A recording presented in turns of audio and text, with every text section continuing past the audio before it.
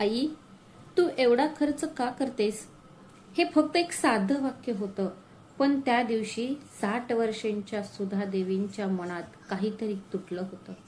ज्या मुलासाठी तिने आयुष्यातला सगळा आनंद गहाण ठेवला होता, ज्याची फी भरण्यासाठी तिने आपले दागिने सुद्धा विकले होते, तोच मुलगा आज तिचं औषध, तिचे कपडे आणि लहानसहान छंदांचा हिशोब मागत होता.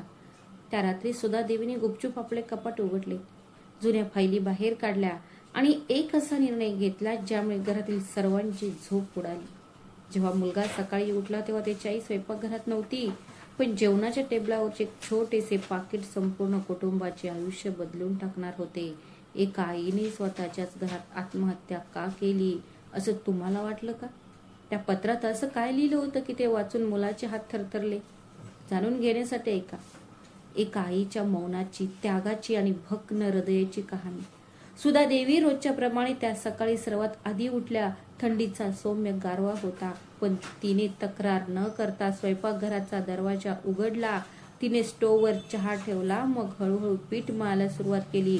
वयामुळे तिच्या हातातील शिरा स्पष्ट दिसू लागल्या होत्या, पण तिच्या सवयी तशाच होत्या. ती तरुण होती. घरातली बाकीची जागे होण्यापूर्वी तिला सगळं काम संपवायचं होतं, जेणेकरून कोणालाही तक्रार करायला संधी मिळणार नाही. दरम्यान दिवाणखान्यात तिचा मुलगा नीलाभ आपल्या मोबाईल फोनवर बँकेचे मेसेज तपासत होता. त्याच्या चेहऱ्यावर किंचित नाराजी होती. तेवढ्यात त्याची पत्नी त्रिशा तिथे आली आणि हळू आवाजात म्हणाली, या महिन्यात पुन्हा खर्च वाढला आहे. विजेचं बिल, औषध आणि आई. ती दर आठवड्याला ऑनलाईन काहीतरी मागवते. नीलाभने एकही शब्द न बोलता फोन टेबलवर आपटला. त्याच्या कपाळावरच्या सुरकुत्या अधिकच गडद होत होत्या. जेव्हा सुधा देवी ट्रेमध्ये चहा घेऊन खोलीत आल्या, वातावरण अचानक शांत झाले. तिच्या लक्षात आले की तिच्याबद्दलच चर्चा सुरू होती. तरीही ती हसली आणि तिने त्याला कप पुढे केला. हे घे बाळा, मी आल्याचा चहा बनवला आहे. तुझा घसा खराब आहे ना, घे. पण नीलाभने एक कप सहज म्हटले, आई, तुम्ही तुमचा खर्च कमी करायला हवा. हे एक साधं वाक्य होतं, पण सुधा देवींच्या चेहऱ्यावरचे भाव, त्यांच्या चेहऱ्यावरचं हसू थांबलं. तिने हळू आवाजात विचारलं, मी जास्त खर्च केला का बाळा? नीलाभ आता थांबणार नव्हता. कित्येक दिवसांपासून साचलेला तणाव त्याच्या शब्दातून बाहेर पडत होता. दर महिन्याला औषध, कधी नवीन शाल, कधी कोणाला पैसे देणे, हे असं किती काळ चालणार?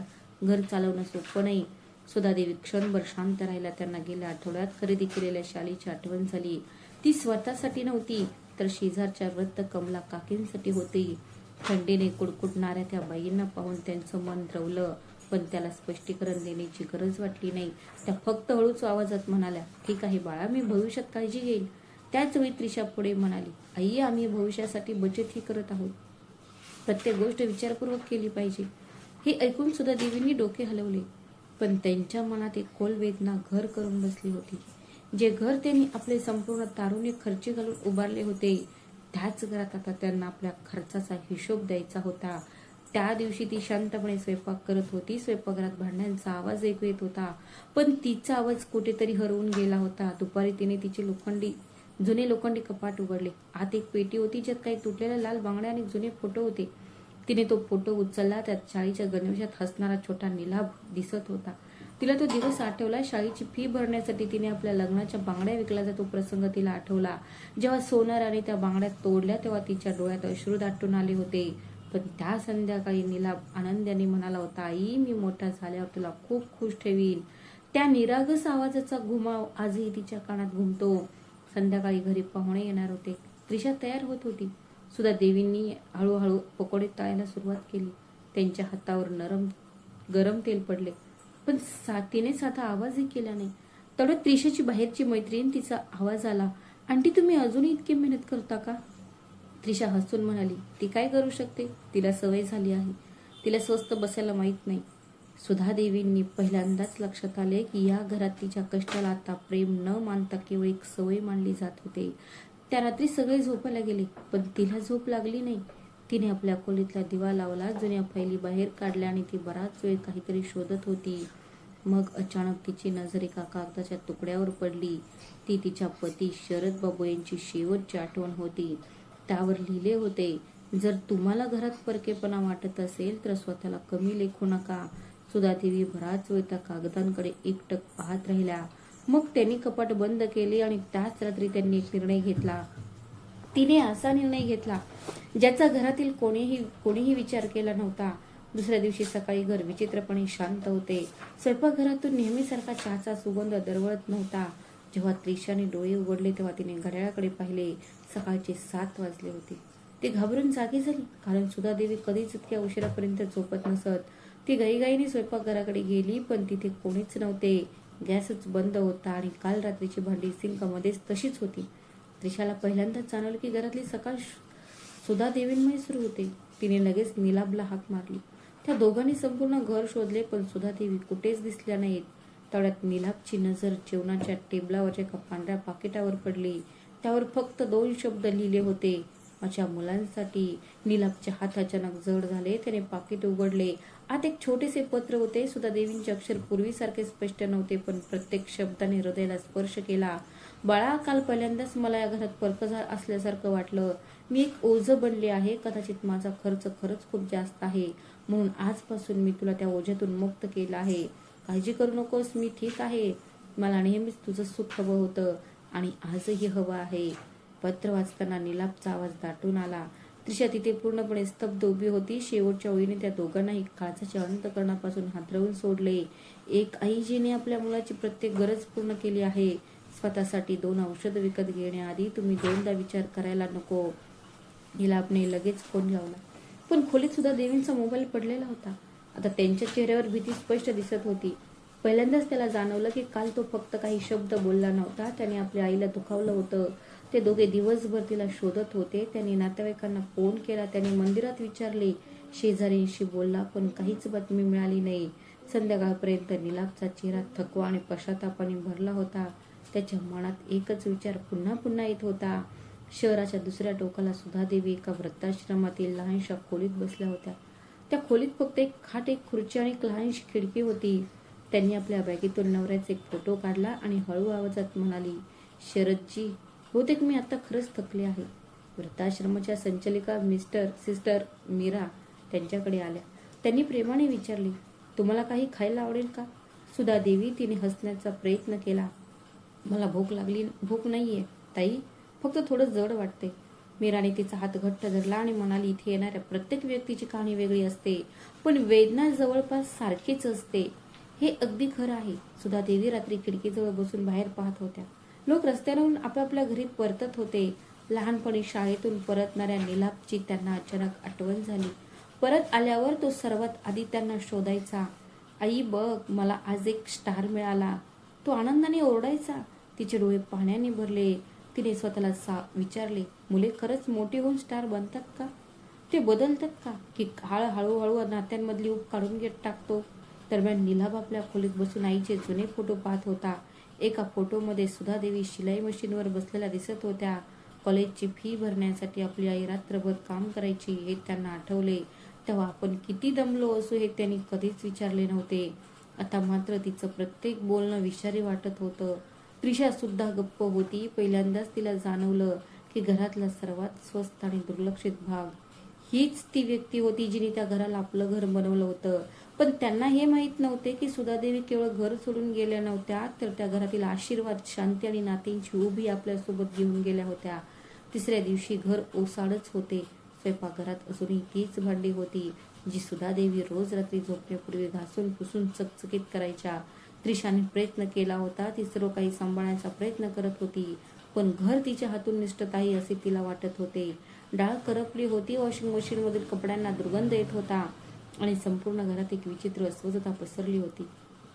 निलाप ऑफिसला जायची तयारी करत होता, पण दारातच थांबला. रोज त्याची आई मागून हाक मारायची, जेवणाचा डबा घ्यायला विसरू नकोस. आज मात्र काहीच प्रतिसाद आला नाही. त्याने टेबलावरच्या रिकाम्या खोक्याकडे पाहिले आणि त्याचा कंठ दाटून आला. पहिल्यांदाच त्याला जाणवले की त्याची आई केवळ स्वयंपाकच करत नव्हती, तर ती घराला जिवंत ठेवत होती.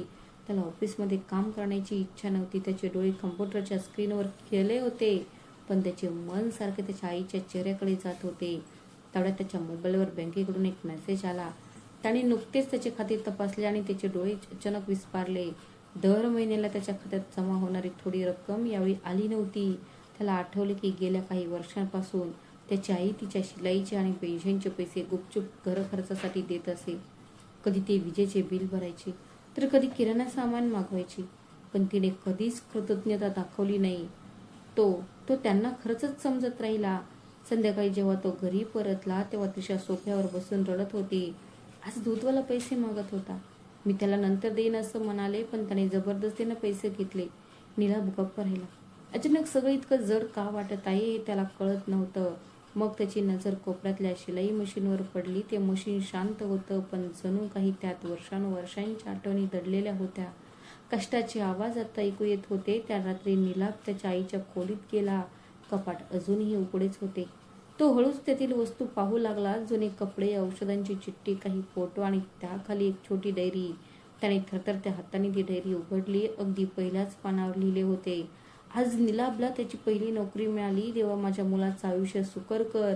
त्याला माझ्यासारख्या अडचणींचा सामना कधीही करावा लागू नये. त्याचे हात थरथरत होते. तो पुढे म्हणाला, मी या महिन्यात एक औषधही विकत घेतले नाही. नीलाभला EMIचा हप्ता भरायचा होता. नीलाभच्या डोळ्यात पाणी तळाले. त्याला आठवले की त्याची आई त्याला नेहमी सांगायची की तिचे गुडघे दुखत आहेत, पण तो नेहमी उत्तर द्यायचा, आई जरा काळजी घे. त्याने कधीच काही जाणून घेण्याचा प्रयत्न केला नाही.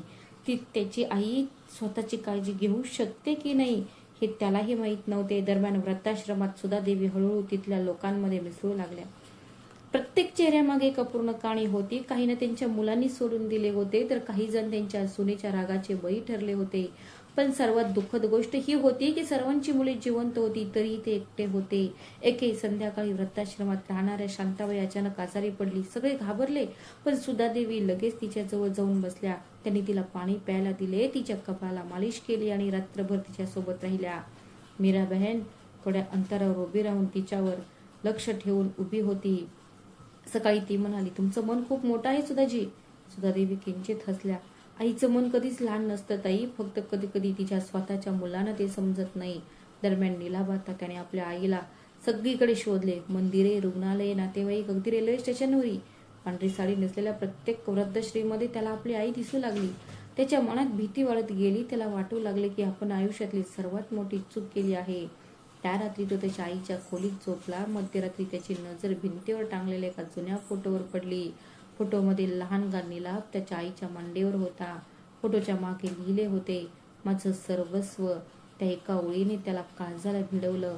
ती आई, जिचे एकमेव जग तिचा मुलगा होता. तोच मुलगा एके दिवशी त्याला घरावर ओझं झाल्यासारखं वाटलं. दुसऱ्या दिवशी सकाळी नीलाभ नाश्ता न करताच घरातून बाहेर पडला. त्याच्या मनात फक्त एक विचार घोळत होता, आई अखेर गेली. ती कुठे गेली असेल? 3 दिवसांपूर्वीपर्यंत या घराचा श्वास असलेली ती स्त्री आज कुठेच दिसत नव्हती. रस्त्यांवर चालताना प्रत्येक वृद्ध चेहरा तिला तिच्या आईसारखा वाटत होता. तो त्याच्या बालपणीच्या जुन्या वस्तीत पोहोचला. तिथले अरुंद रस्ते अजूनही तसेच होते. कोपऱ्याच्या दुकानात बसलेले वृद्ध रमेश काका तिला पाहताच म्हणाले, ए नीलू, कितीतरी वर्षानंतर भेटतोय. नीलाभने पटकन विचारले, काका, आई इथे आली होती का? रमेश काकांचा चेहरा एकदम गंभीर झाला. त्याने एक दीर्घ श्वास घेतला आणि म्हणाले, आजकाल सुधासारखी बाई शोधून सापणार नाही. बाळा, जेव्हा तुझे वडील वारले तेव्हा ती रात्रंदिवस एकटीच काम करायची. कधी कधी ती स्वतः उपाशी राहायची, पण तुला नेहमी दूध पाजायची. नीलाभ निशब्द झाला. त्याला असे वाटले की प्रत्येक जण जणू स्वतःच्या चुका दाखवत होता. तेवढ्यात रमेश काका आत गेले आणि जुने पाकिट घेऊन आले. तुझ्या आईने हे बऱ्याच वर्षांपूर्वी इथे ठेवले होते. कदाचित आता तुला ते दिले पाहिजे. नीलाभने पाकिट उघडले. आत काही जुन्या नोटा आणि 500 रुपयांची एक दुमडलेली नोट होती. त्या नोटेसोबत एक छोटी चिठ्ठी होती, हे पैसे नीलाभच्या पुस्तकांसाठी आहेत. जर तुम्हाला कदाचित वैद्यकीय शिक्षण सोडावं लागलं, पण माझ्या मुलाचं शिक्षण थांबता कामा नये. नीलाभचा घसा कोरडा पडला. अचानक कॉलेजमधील मित्रांसमोर त्याने ज्या दिवशी त्यासाठी आग्रह धरला होता, तो दिवस त्याच्या डोळ्यासमोर तरळून गेला. त्याने तिला सांगितले होते की त्याला महागडी पुस्तके हवी आहेत. एकही शब्द न बोलता त्याच्या आईने दुसऱ्याच दिवशी त्याला पैसे दिले होते. ते पैसे कुठून आले हे त्याने कधीच विचारले नाही. आता त्याला समजले होते, ते 500 रुपये केवळ पैसे नव्हते. ती होती तिच्या आईने मागे ठेवलेली औषधं, तिची भूक, तिची झोप. दरम्यान घरी त्रिशामध्येही बदल व्हायला सुरुवात झाली होती. ती तिच्या आईचं कपाट आवरत असताना तिला उशीखाली एक छोटी पिशवी सापडली. त्यात काही नाणी आणि दुमडलेल्या नोटा होत्या. आत एक चिठ्ठी सुद्धा होती. त्रिशाला लाल रंगाची साडी आवडते. पुढच्या महिन्यात तिच्या वाढदिवसानिमित्त मी तिच्यासाठी साडी घेईन. त्रिशाच्या डोळ्यात पाणी आलं. ज्या स्त्रीला ती केवळ एक खर्च समजत होती ती आता तिच्यासाठी पैसे वाचवत होती. पहिल्यांदाच तिला लाज वाटली. तिने हळुवारपणे ती पिशवी छातीची कवटाळली आणि रडू लागली. संध्याकाळपर्यंत नीलाभ पूर्णपणे थकून घरी परतला. त्याच्या चेहऱ्यावर निराशा स्पष्ट दिसत होती. तो हळू आवाजात म्हणाला, आई, ती मला कुठेच सापडली नाही. त्याचे शब्द अडकत होते. तेवढ्यात त्रिशा त्याच्या जवळ आली आणि तिने ती चिठ्ठी त्याच्या हातात ठेवली. वाचून झाल्यावर नीलाभ खुर्चीवर बसला. त्यांच्यात काही वेळ शांतता पसरली. मग त्रिशा म्हणाली, आपल्याकडून खूप मोठी चूक झाली नीलाभ. पहिल्यांदाच तिच्या आवाजात अभिमान नव्हे तर पश्चाताप होता. नीलाभने मान झुकवली. आईने आपल्यासाठी किती काही मागे ठेवलं आहे याचा मी कधी विचारच केला नव्हता. त्याच रात्री नीलाभला अचानक त्याच्या मोबाईलवर एका अनोळखी नंबरवरून फोन आला. त्याने घाबरत घाबरत फोन उचलला. पलीकडून एका शांत स्त्रीचा आवाज आला, तुम्ही सुधा देवींचे मुलगा आहात का? नीलाभच्या हृदयाची धडधड वाढली. हो. आई कुठे आहे? ती ठीक आहे ना? ती बाई म्हणाली, काळजी करू नका, ती सुरक्षित आहे, पण तिला आता तुम्हाला भेटायचे नाही. तुम्ही कोण बोलत आहात? नीलाभ जवळजवळ रडलाच. मीरा बोलते, वृद्धाश्रमातून. हे ऐकून नीलाभच्या पायाखालची जमीनच सरकली. ज्या आईने आयुष्यभर त्याला साथ दिली होती तिला आता वृद्धाश्रमात राहण्यास भाग पाडले जात होते. सिस्टर मीराचा फोन ठेवल्यावर नीलाभला रात्रभर झोप लागली नाही. तेच शब्द त्याच्या कानात पुन्हा पुन्हा घुमत होते. तिला तुला भेटायचं नाहीये. हे ऐकणे त्याच्यासाठी शिक्षेपेक्षा कमी नव्हते. जी आई एकेकाळी त्याच्यावर रागावली होती आणि जेवायलाही नकार देत होती तीच आज त्याला भेटायलाही तयार नव्हती. सकाळ होताच तो त्रिशाला घेऊन वृद्धाश्रमाच्या दिशेने निघाला. गाडी थेट शेवटपर्यंत गेली. सर्वत्र शांतता पसरली होती. बाहेर रस्त्यावर लोक आपापल्या कामात व्यस्त होते, पण नीलाभला मात्र आपले आयुष्य जणू थांबून गेल्यासारखे वाटत होते. स्टेअरिंग व्हीलवर त्याचे हात वारंवार थरथरत होते. त्याला भीती वाटत होती की त्याची आई कदाचित खरोखरच कायमची निघून गेली असेल. सुमारे तासाभराने त्याची आई गाडी शहराच्या बाहेरच्या बाजूला असलेल्या एका लहान वृद्धाश्रमासमोर थांबली. भिंतीवरून रंग उडालेले एक जुने लोखंडी फाटक, रंग आणि वरांड्यात बसलेले काही वृद्ध लोक. हे दृश्य पाहून नीलाभच्या काळजात धस्स झाले. त्याची आई इथे राहत आहे यावर विश्वासच बसत नव्हता. मीरा त्याला ऑफिसमध्ये घेऊन गेली. त्याच्या चेहऱ्यावर कठोरपणा नव्हता, उलट एक गहन समज होती. तो सहजपणे म्हणाला, सुधाजी स्वतःच्या मर्जीने इथे आल्या आहात आणि त्यांनी स्पष्टपणे सांगितले आहे की त्यांना सध्या घरी परतायचे नाही. ती भावना विवश झाली होती. फक्त एकदा मला तिला भेटायचं आहे. तिला मला माझ्या आईची माफी मागायची आहे. सिस्टर मीरा क्षणभर शांत राहिल्या. मग म्हणाल्या, बाळा, क्षमा शब्दातून येत नाही, ती भावनांमधून येते. इथे येणाऱ्या प्रत्येक वृद्धांची कहाणी वेगळी आहे, पण वेदना तीच आहे. स्वतःच्याच घरात परकेपणाची भावना. तेवढ्यात बाहेरच्या वरांड्यात थोडासा गोंधळ झाला. नीलाभने मागे येऊन पाहिले तर पांढरी सुती साडी नेसलेल्या सुधा देवी एका वृद्ध स्त्रीला हळुवारपणे बसायला आधार देत होत्या. त्यांच्या चेहऱ्यावर तोच स्नेह होता, पण आता त्या आपुलकीऐवजी एक प्रकारचे अंतर निर्माण झाले होते. आई, नीलाभचे ओठ थरथरले. सुधा देवीने तो आवाज ऐकला. त्याचा हात क्षणभर थांबला. त्यांनी हळूच मान वर केली. त्यांचा मुलगा त्यांच्या समोर उभा होता. तोच मुलगा ज्याच्यासाठी त्यांनी आपले संपूर्ण आयुष्य वेचले होते. तिच्या डोळ्यात पाणी तरळले होते, पण यावेळी तिने स्वतःला सावरले. नीलाभ तिच्याकडे धावत गेला. आई, मला माफ कर, माझी खूप मोठी चूक झाली. सुधा देवी शांतपणे म्हणाल्या, बाळा, सगळ्यांकडून चुका होतात, पण काही शब्द मनाला खोलवर भिडतात. ती त्रिशा रडत रडत तिच्या पाया पडली. आई, कृपया आमच्या बरोबर घरी चल. तुझ्याशिवाय घर घरासारखं वाटत नाही. सुधा देवीने हळुवारपणे तिच्या खांद्याला धरून उचलले. मी तिथे असताना हे घर खरंच माझं होतं का? तिच्या प्रश्नाने ते दोघेही निशब्द झाले. वरांड्यात बसलेली इतर वडीलधारी मंडळी सुद्धा शांतपणे त्यांच्याकडे पाहत होते, जणू प्रत्येकाला आपली स्वतःची गोष्ट आठवत होती. तेवढ्यात एक लहान मूल धावत आले आणि त्याने सुधा देवींना एक कागदाचा तुकडा दिला. आजी, बघा, मी फूल काढले. सुधा देवी लगेच हसल्या. त्यांनी प्रेमाने त्याच्या डोक्यावरून हात फिरवला. नीलाभने आश्चर्याने विचारले, हा मुलगा? मीरा म्हणाली, सुधाजी जवळच्या झोपडपट्टीतील मुलांना शिकवतात. इथे आल्यानंतर तिने ते स्वतःहून सुरू केले. मुले रोज संध्याकाळी तिची वाट पाहतात. नीलाभ आपल्या आईकडे पाहतच राहिला. ज्या स्त्रीला तो स्वतःच्या घरात ओझे मानत होता तीच स्त्री इथल्या अनेक लोकांसाठी जीवनदायी ठरली होती. थोड्या वेळाने सुधा देवी उठून म्हणाल्या, तुम्ही जा बाळा, मला इथे शांती मिळत आहे. आई, कृपया मला एक संधी द्या. नीलाभ तो जवळजवळ कचला होता. सुधा देवीने त्याच्याकडे पाहिले. त्याच्या डोळ्यात राग नव्हता, फक्त थकवा होता. तुला आयुष्यभर ओळखलं आहे बाळा, फक्त एकदा हे समजून घेण्याचा प्रयत्न कर. आईला सर्वात जास्त वेदना कधी होतात? नीलाभ मान खाली घालून तिथे उभा होता. त्या दिवशी त्याला पहिल्यांदाच जाणवले की माणूस घर तेव्हाच सोडतो जेव्हा तिचं हृदय आधीच तुटलेलं होतं. वृद्धाश्रमातून परत आल्यावर घरातलं वातावरण पूर्णपणे बदललं होतं. टीव्हीचा आवाजही सुखद नव्हता आणि जेवणाची चवही चांगली लागत नव्हती. त्रिशा गप्प राहिली. ती तिच्या कामात व्यस्त असायची तर नीलाभ तासनतास आपल्या आईचे जुने फोटो बघत बसायचा. घर सर्व वस्तूंनी भरलेले होते, पण घरातली शांतता नाहीशी झाली होती. एके संध्याकाळी नीलाभ पुन्हा एकदा आपल्या आईचे कपाट साफ करत होता. कपड्यांखाली त्याला एक जुना बॉक्स सापडला. तो उघडल्यावर त्याला त्यात असंख्य औषध चिठ्ठ्या आणि अपूर्ण पत्रके आढळली. त्यातील काही औषधे कित्येक महिने जुनी होती. तिथे डॉक्टरांचा एक अहवालही होता. त्यावर स्पष्टपणे लिहिले होते, गुडघ्यावर उपचार करणे आवश्यक आहे. नीलाभच्या हृदयाची धडधड वाढली. त्याला आठवले की जिना उतरताना त्याची आई कशी वेदनेने विवळायची, पण प्रत्येक वेळी ती हसून म्हणायची, बाळा तू मोठा होत आहे, सगळं ठीक आहे. त्याने पटकन औषध चिठ्ठ्यांवरील तारखा तपासल्या. कित्येक महिन्यांपासून औषधे व्यवस्थित खरेदी केली गेली नव्हती. मग त्याला डायरीत आणखी एक पान सापडले. त्यावर लिहिलं होतं, या महिन्यात मी फक्त अर्धीच औषधं घेईन. मला नीलाभच्या गाडीचा हप्ता भरायचा आहे. त्याला काही त्रास झाला तर मला खूप वाईट वाटेल. ते वाचताच नीलाभच्या डोळ्यात पाणी तळाले.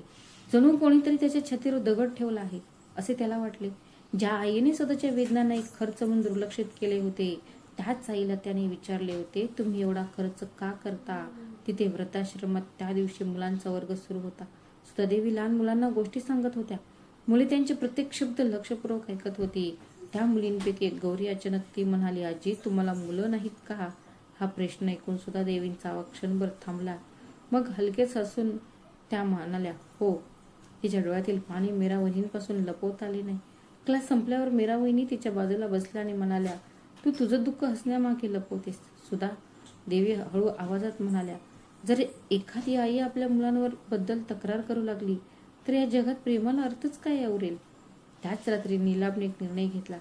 दुसऱ्या दिवशी तो नर्सिंग होममध्ये परतला. यावेळी त्याच्याकडे काहीच सबब नव्हती, फक्त आईची न संपलेली औषधे. सुधादेवी वरांड्यात बसून लोकर विणत होत्या. नीलाभ येऊन त्यांच्यासमोर शांतपणे बसला. दोघांमधील काही क्षण शांतता पसरली. मग त्याने हळूच औषधांची पेटी तिच्या समोर ठेवली. आई तू हे सगळं का लपवून ठेवलंस? त्याचा आवाज थरथरत होता. सुधादेवी तिने पेटीकडे बघितले आणि शांत आवाजात म्हणाली, बाळा प्रत्येक आई हेच करते. आधी ती आपल्या मुलांच्या गरजा पूर्ण करते, मग काही उरलं तर स्वतःचा विचार करते. पण तू तुझं दुःख व्यक्त केलं नाहीस. तुम्हाला तर परवाच नव्हती. सुधादेवी किंचित हसल्या. जेव्हा एखादं बाळ वेदनेत असतं तेव्हा आईच्या वेदना अगदीच किरकोळ वाटतात. नीलाभला आता स्वतःला आवरता आले नाही. तो आईच्या पाया पडला. तो तिच्या बाजूला बसला आणि जोर जोरात रडू लागला. आई मी खूप वाईट मुलगा ठरलो. तू नेहमी हार मांडलीस आणि त्याचा हिशोब मी तुला दिला आहे.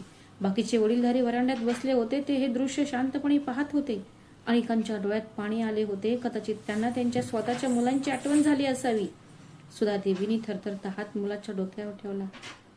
वाईट मुलगा तो नसतो जो चूक केली. सर्वात वाईट माणूस तो असतो ज्याला आपली चूक कळत नाही. नीलाभने आईचा हात घट्ट धरला. पहिल्यांदाच त्याला समजले की घर पैशाने चालत नाही, ते माणसावर अवलंबून असते. जर कोणी हिशोब न करता प्रत्येकासाठी प्रत्येक दिवस जगला तर त्यात काही हरकत नाही. त्या दिवसानंतर नीलाभ रोज वृद्धाश्रमात जाऊ लागला. कधी तो आईसाठी फळे घेऊन जायचा, कधी औषधे. पण घरी परतायला सांगितल्यावरही सुधादेवी गप्पच राहिल्या. एके संध्याकाळी त्यांनी आपल्या आईला लहान मुलांना शिकवताना पाहिले आणि त्यांना पाहून त्यांना स्वतःच्या बालपणीच्या आठवणी ताज्या झाल्या. तास संपला. त्यांचे बोलून झाल्यावर त्याने हळू आवाजात विचारले, आई तुम्ही खरंच कधीच घरी परत येणार नाही का? कडुलिंबाच्या झाडाकडे पाहून सुधादेवी म्हणाल्या, बाळा घर म्हणजे फक्त भिंती नसतात, ते अशा जागेने बनतं जिथे आपलंसं वाटतं. नीलाभ गप्प राहिला. मग मीराने त्याला सांगितले, त्याच्या जुन्या घरावरील कर आणि विजेचे बिल भरण्यासाठी तिची आई दर महिन्याला तिच्या पेन्शन मधील अर्धी रक्कम पाठवायची, कारण ते घर तुझ्या वडिलांची शेवटची आठवण होती. आणि सुधादेवींना आशा होती की एक दिवस नीलाभ त्याचा जीर्णोद्धार करेल. दुसऱ्या दिवशी नीलाभ जुन्या वस्तीत पोहोचला. त्या घराचा दरवाजा उघडताच त्याच्या बालपणीच्या सर्व आठवणींचा पूर आला. तेच अंगण जिथे तो चालायला शिकला होता, तीच खोली जिथे त्याची आई पावसाळी रात्री त्याला अंगाई गीते गायची, आणि तेच वडिलांच्या निधनानंतर त्याची आई जिथे शांतपणे रडायची. तो कोपरा एका जुन्या कपाटात. त्याला टॅक्सच्या पावत्यांची फाईल सापडली ज्यावर सुधादेवींची सही होती आणि सोबत लिहिले होते, हे घर नीलाभच्या आठवणींनी भरलेले आहे. मी हे नातं कधीच तुटू देणार नाही.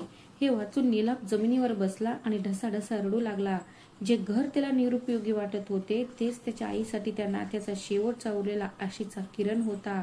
त्याच रात्री वृद्धाश्रमातील सततच्या कामाने आणि काळजीने थकून गेलेला सुधादेवींनी छातीत हलकी कळ जाणवली.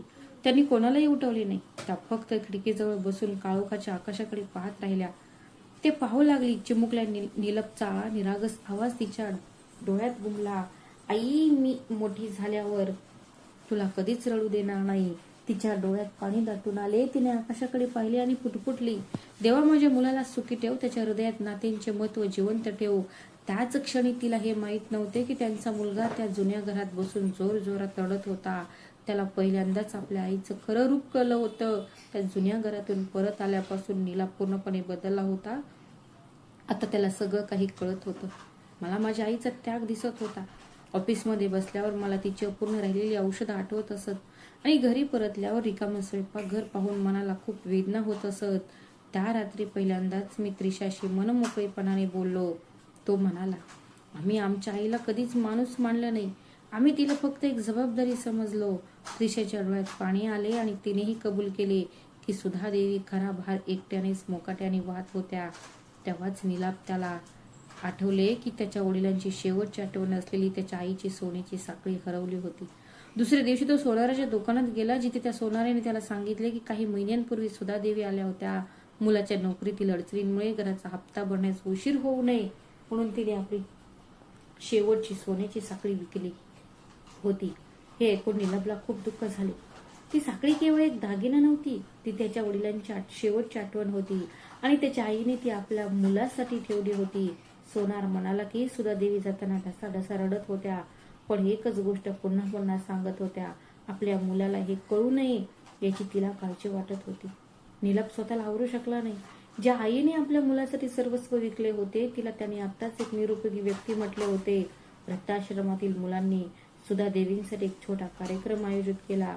गौरी आणि इतर मुलांनी जगातील सर्वात लाडकी आजी असे लिहिलेले हस्तनिर्मित कार्ड तयार केले. सुधादेवी हसल्या, पण त्यांचा वाढता अशक्तपणा आता स्पष्टपणे दिसत होता. जेव्हा मीराने तिला डॉक्टरकडे जाण्याचा सल्ला दिला तेव्हा तिने तिचे शब्द पुन्हा उच्चारले, एवढा खर्च कशाला? आणि ती गप्प झाली. ती भावना विवश झाली, कारण तिच्या मुलाच्या शब्दांनी आता तिच्या हृदयाला स्पर्श केला होता. त्याच संध्याकाळी नीला वृद्धाश्रमात आला. त्याच्या हातात एक लहान पेटी होती. त्याने ती त्याच्या आईसमोर उघडली आणि आत एक नवीन सोन्याची साखळी चमकत होती. सुधादेवीने आश्चर्याने त्याच्याकडे पाहिले. नीलापचे डोळे पाण्याने भरले आणि तो म्हणाला, आई, मी बाबांची आठवण परत आणू शकत नाही, पण तुझी ही झुकलेली मान मला आता आणखी सहन होत नाही. सुधादेवी शांतपणे म्हणाल्या, बाळा, दागिने परत विकत घेता येतील, पण नात्यातली दरी मिटायला वेळ लागतो. नीलाबने आईचा हात धरून म्हटले, मी वाट पाहिल आई, मी करेन. कितीही वेळ लागला तरी चालेल. वरांड्यावर मंद झुळूक वाहत होती. दूरवर मुले खेळत होती आणि कित्येक वर्षात पहिल्यांदाच मुलाला पश्चातापापेक्षा अधिक समज येऊ लागली. दिवस हळूहळू सरत होते. नीलाप आता रोज संध्याकाळी वृद्धाश्रमात जायचा. आईसोबत बसायचा, मुलांना शिकवायला मदत करायचा आणि शांतपणे त्याचं बोलणं ऐकून घ्यायचा. सुधादेवी सुद्धा आता पूर्वीसारखं त्याच्यापासून अंतर ठेवत नव्हत्या, पण तिचं मन जखम अजून पूर्णपणे बरी झाली नव्हती. एका संध्याकाळी वीज गेली आणि संपूर्ण वृद्धाश्रमावर अंधार पसरला. मीरा मेणबत्त्या लावत होत्या तेव्हा त्यांना सुधादेवी दिसल्या. मग तिने सुधादेवींची जुनी डायरी नीलाबला दिली. डायरीच्या मध्यातून एक घडी घातलेले पत्र खाली पडले, ज्यावर लिहिले होते, माझ्या पुत्रा नीलाबसाठी. थरथरत्या हाताने नीलाबने ते उचलले, वाचले. त्यावर लिहिले होते, बाळा, जर कधी माझं ओझं वाटू लागलं तर कृपया मला सांग. हे काही आपल्या मुलांवर ओझं बनू शकत नाही. मला फक्त भीती वाटते की जेव्हा तू मोठा होशील तेव्हा तू सुद्धा नात्यांचे मोजमाप पैशाच्या दृष्टीने करायला शिकशील. त्यात पुढे असे लिहिले होते, जेव्हा तू लहान होतास तेव्हा भीतीने माझ्या छातीला बिलगत असे. तेव्हा मला वाटायचं की माझा मुलगा कधीच मला एकटं सोडत नाही. कदाचित प्रत्येक आईला असंच वाटत असेल. शेवटची ओळ वाचून नीलाबला रडू कोसळले. मी हे पत्र तुला कदाचित कधीच देणार नाही, कारण एका आईला आपल्या मुलांना दुखवायचं नसतं. पण तो खाली बसला आणि ढसाढसा रडू लागला. ते पत्र कधीच पाठवले गेले नव्हते, पण त्यात एका आईचे हृदयभंग सामावले होते. वरांड्यात बसून सुद्धा देवी दुरून आपल्या मुलांकडे पाहत होत्या. तिच्या डोळ्यात अश्रू होते. थोड्या वेळाने नीलाभ तिच्या जवळ आला आणि तुटक आवाजात म्हणाला, आई, एवढं दुःख तू एकटीने कसं सहन केलंस? सुधादेवी किंचित हसून म्हणाल्या, आई, मी त्या दुःखांची मोजणी कशी करू? जर तुला तसं वाटलं बाळा तर मुलं जगू शकणार नाहीत. नीलाभने विचारले, पण तू मला का थांबवलं नाहीस? तो शांत आवाजात म्हणाला, कारण नाती जबरदस्तीने टिकत नाहीत. समोरच्या व्यक्तीला स्वतः समजून घ्यावं लागतं. प्रत्येकाने स्वतःच हे समजून घेतले पाहिजे की त्याच्यासाठी कोण आणि किती जगत आहे. बाहेर पावसाचा जोर वाढला होता, पण त्या अंधारात नीलाभला पहिल्यांदाच स्पष्टपणे दिसले की त्याची आई ती केवळ एक जबाबदारी नव्हती, तर तेच त्याचं सर्वस्व होतं. मग अचानक सुधादेवींची प्रकृती खालावली. त्यांना श्वास घ्यायला त्रास होऊ लागला. मीराने ताबडतोब डॉक्टरला बोलावले. भीतीने थरथर कापत आईचा हात धरून नीलाभ वारंवार म्हणत होता, काही होणार नाही आई, कृपया मला सोडू नकोस. त्याची तपासणी केल्यावर डॉक्टर म्हणाले की अशक्तपणा आणि तणावामुळे त्याची प्रकृती अधिकच खालावली होती. हे ऐकून नीलाभचे डोळे लाल झाले. त्याला पहिल्यांदाच समजले की नात्यांमधील वेदना केवळ हृदयच नाही तर मानवी शरीरही तोडते. त्याच रात्री आईच्या पलंगा शेजारी बसून त्याने मनातल्या मनात ठरवले की तो केवळ माफीच मागणार नाही, तर आपल्या आईला तिचा योग्य तो आदरही परत मिळवून देईल. सकाळचा कोमल सूर्यप्रकाश खिडकीतून आत येत होता. सुधादेवींची तब्येत आता थोडी सुधारली होती आणि नीलाभ रात्रभर त्यांच्यासोबत बसून राहिला. त्यांच्या डोळ्यात आता केवळ पश्चाताप नव्हता, तर आपल्या आईचा सन्मान परत मिळवण्याचा दृढ निश्चय होता. त्याने आपल्या आईचा सन्मान परत मिळवून देण्याचा दृढ निश्चय केला होता. त्याच वेळी वृद्धाश्रमाच्या बाहेर एक गडबड झाली. वृद्ध आणि मुले वरांड्यावर जमा होऊ लागली. हसत मुखाने मीरा सुधादेवींना बाहेर घेऊन गेल्या. ते दृश्य पाहताच ती स्तब्ध झाली. ते जुने घर तिच्या समोर उभे होते, पण आता त्याचे रूप पालटले होते. भिंतीने नुकताच रंग दिला होता, फुटलेल्या खिडक्या दुरुस्त केल्या होत्या आणि दारावर फुलांची माळ लावली होती. डोळ्यात पाणी आणून तिच्याकडे वळला आणि म्हणाला, आई, मी तुझं घर पुन्हा बांधलं आहे. सुधादेवी निशब्द झाल्या. नीलाभ थरथरत्या आवाजात पुढे म्हणाला, ज्या घराला मी निरुपयोगी समजले होते, मला वाटलं होतं की ते माझ्या वडिलांचं घर आहे. नाती तुटू नयेत म्हणून तू त्याचं रक्षण केलंस. तेवढ्यात त्रिशा पुढे आली. तिच्या डोळ्यात अश्रू दाटून आले होते. तिने हात जोडून म्हटले, आई, शक्य झाल्यास कृपया आम्हाला अजून एक संधी दे. सुधादेवी आपल्या आयुष्यभराच्या आठवणी जपलेल्या त्या घराकडे शांत पाहत होत्या. तेवढ्यात छोटी गौरी ती धावत आली. तिचा हात पकडला आणि निरागसपणे म्हणाली, आजी, तुम्ही आता आम्हाला सोडून जाणार नाही ना? ही ऐकून सुधादेवींच्या डोळ्यात पाणी आले.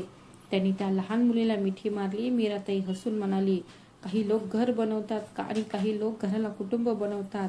सुधाजी, तुम्ही दुसऱ्या प्रकारचे व्यक्ती आहात. त्याच वेळी नीलाभ आपल्या आईसमोर गुडघे टेकून म्हणाला, आई, मी तुझे सगळे अश्रू परत आणू शकत नाही, पण एकही दिवस असा येऊ देणार नाही जेव्हा तुला ओझ्याखाली दबल्यासारखे वाटेल. शांतता पसरली. फक्त वाऱ्याचा आवाज ऐकू येत होता. सुधादेवीने थरथरत्या हाताने आपल्या मुलाच्या चेहऱ्यावर हात फिरून हळू आवाजात म्हणाल्या, बाळा, आई आपल्या मुलांवर रागावू शकते, पण तिने त्यांच्यावर प्रेम केलेच पाहिजे. ती कधीच सोडून जात नाही. हे ऐकून नीलाभने आईला मिठी मारली आणि तो ढसाढसा रडू लागला. त्रिशा त्यांच्या बाजूला बसली. कित्येक वर्षानंतर ते कुटुंब पुन्हा एकदा एकत्र रडत होते, पण यावेळी ती अश्रू नाती तोडत होते. ते त्यांना पाडत नव्हते, तर दुरुस्त करत होते. काही दिवसांनी सुधादेवी त्याच जुन्या घरात राहायला परत आल्या. घराचे वातावरण बदलले होते. सकाळी पुन्हा स्वयंपाकघरातून चहाचा सुगंध दरवळू लागला. नीलाभ ऑफिसला जाताना आईच्या पायांना स्पर्श करायचा आणि त्रिशा त्यांच्यासोबत बसून स्वयंपाक करायची. आणि सर्वात महत्वाचं म्हणजे सुधादेवींना कोणीही कधी विचारलं नाही, एवढे पैसे का खर्च करता? कारण आता सगळ्यांना समजले आहे की आई आपले संपूर्ण आयुष्य आपल्या मुलांसाठी घालवत नाही. तर मित्रांनो, जर या कथेने तुमचे मन हेलावले असेल, जर ही कथा तुम्हाला आवडली असेल, तर व्हिडिओला लाईक करा, शेअर करा आणि आमच्या चॅनलला सबस्क्राईब करायला विसरू नका. भेटूया अशाच आणखी एका नवीन कथेत. तोपर्यंत स्वतःची आणि तुमच्या प्रियजनांची काळजी घ्या. श्री स्वामी समर्थ. धन्यवाद.